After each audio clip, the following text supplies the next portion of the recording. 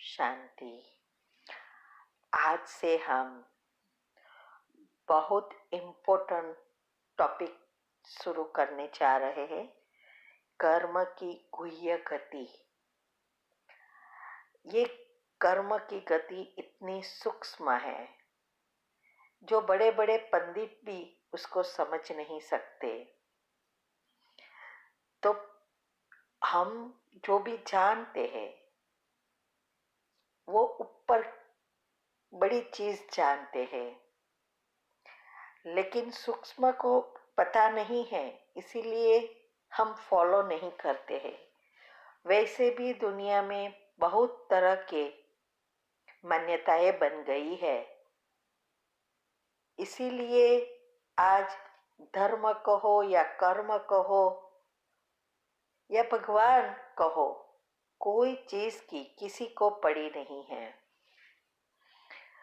तो ये कर्म की गुह्य गति इतनी उन डेप्थ में है, तो वो भी हमें समझना है। कर्म, अकर्म, विकर्म, सुकर्म क्या है, कैसे कर्म का फल मिलता है, कैसे हम ये कर्म को चुकता कर सकते हैं, हमारा भाग्य कैसे बनता है, क्या सबको एक समान सजाएं मिलती है। ऐसी बहुत चीजें हैं जो हमें कर्म के बारे में समझनी जरूरी है। तो ये आज पहला पाठ है कि कर्म क्या है। कर्म की गति अति गुह्य और गुचवन परी है, माना अटपटी है, क्योंकि आज हमारा जीवन ही ऐसा अटपटा हो गया है। इतना गुचवन है, मिसअंडरस्टैंडिंग है और अनेक मान्यताएं है। इससे और ही हम हमारी खुद की जाल ज्यादा बना रहे हैं। आज हम जब देखते हैं कि एक व्यक्ति दुखी है तो दूसरा व्यक्ति सुखी क्यों है। ज्यादा आश्चर्य की बात तो वह है कि जो बुरे कर्म करते हैं वो ज्यादा सुखी दिखाई देते हैं, है ना। और जो व्यक्ति न्याय, नीति, धर्म के रास्ते पर चल पवित्र जीवन जीने वाले होते हैं वो ज्यादा दुखी दिखता है। ये सब के लिए प्रश्न उठता है। तब हमें भी होता है कि भगवान के घर में भी क्या ऐसा ही न्याय है, वहां भी अंधेर ही चलता है। ऐसा प्रश्न हो वो तो स्वाभाविक है ना, क्योंकि हमें ये कर्म की बात पता ही नहीं है, इसलिए हम तो अभी का ही देखते हैं। तो ये सब प्रश्न उठता है। परंतु याद रखना, भगवान के घर में न तो देर है न अंधेर है, सब कुछ व्याज के साथ समय पर मिलता ही है। एक भी आपका संकल्प फेल नहीं जाता। जैसे दुनिया में भी चाहे गवर्नमेंट का खाता हो या बड़ी बड़ी कंपनियां हैं, वो सब कंपनियों को अच्छी रीति चलाने के लिए नियम बनाए होते हैं। भले बॉस वहां नहीं होता है, लेकिन उसकी कंपनी सुव्यवस्थित रीति चलती है इस नियमों के कारण। ऐसे ही भगवान ने भी इस दुनिया माना सृष्टि को सुव्यवस्थित रीति से चलाने के लिए नियम कायदे बनाए हैं।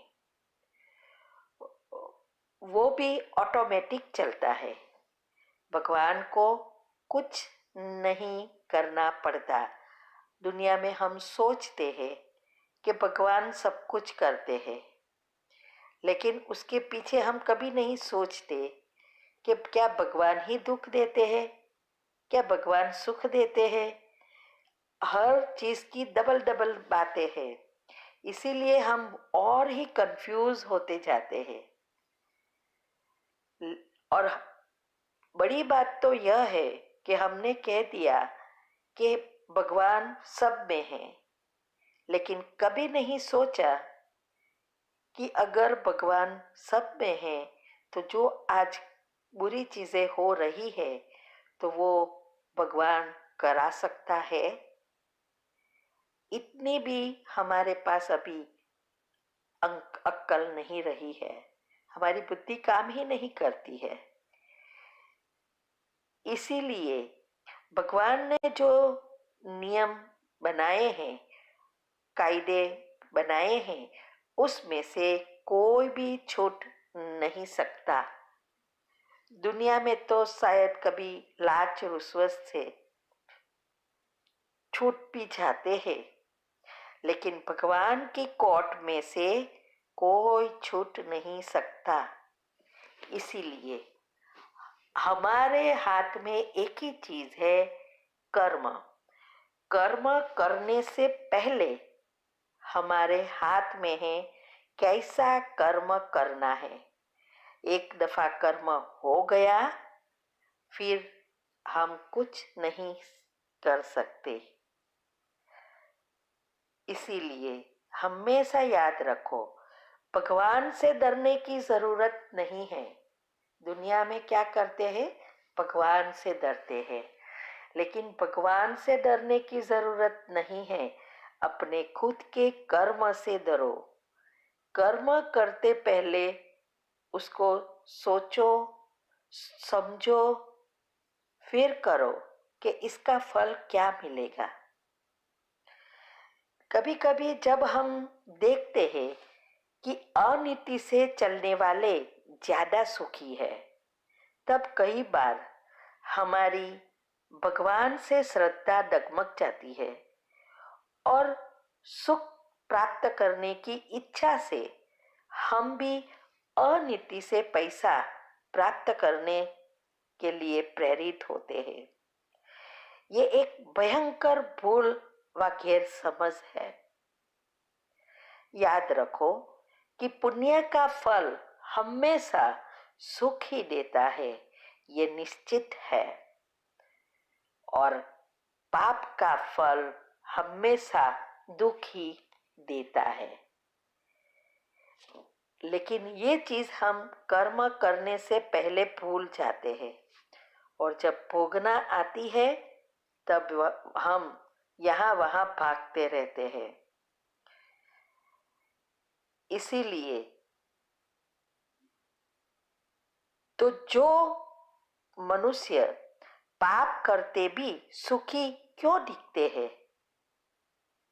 तो वो समझेंगे कि क्यों सुखी है। जो व्यक्ति पाप करते भी सुखी दिखाई देता है, वो सुख अभी के पाप कर्म का नहीं है, लेकिन वो उनके पिछले जन्मों का पुण्य का खाता, जो संचित में जमा था, वो पक कर प्रारब्ध के रूप में उनको सुख देने आया है। और जो अभी पाप कर्म करता है वो संचित में जमा रहेगा। जब पुण्य खत्म होगा तो पाप कर्म का फल मिलेगा। जब तक पूर्व में किए हुए पुण्य तपते हैं, तब तक अभी किए हुए पाप कर्म की भोगना नहीं मिल सकती। संचित में जमा होता रहता है। माना जो भी हम पाप करते हैं वो संचित में जमा होता है। जब पुण्य खत्म होगा तभी पाप ऊपर आएगा। कभी कभी इतना पुण्य ज्यादा होता है कि इस जन्म में शायद ना भी भोगना आए, तो नेक्स्ट जन्म में कैरी फॉरवर्ड होता है। इसीलिए हमें अभी ये देखना है कि कर्म जो है ये कैसे बनते हैं। ये जो कर्म है उसकी परिभाषा क्या है। जैसे हमने देखा कि जो पाप कर्म करते हैं वो सुखी है, वैसे ही कभी कभी हम ये भी देखते हैं कि जो नीति नियम व धर्म के रास्ते पर चलने वाला व्यक्ति बहुत दुखी दिखाई देता है। वो क्या है? वो भी उनके पूर्व जन्मों के किए हुए पाप कर्म की प्रारब्ध भोगना आई है।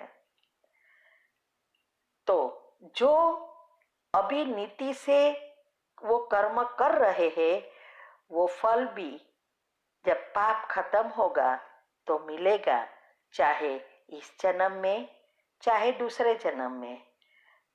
इसीलिए अभी वो दुखी है लेकिन नेक्स्ट जन्म में वो कंप्लीटली सुखी होगा। तो ये जब कर्म की भोगना आती है तो नया कर्म कैसे बनते हैं, अच्छा व पूरा। ये कर्म बनाने क्या हमारे हाथ में है या भगवान के हाथ में है? ये सब समझने की बातें हैं, वो हम नेक्स्ट टॉपिक में समझेंगे।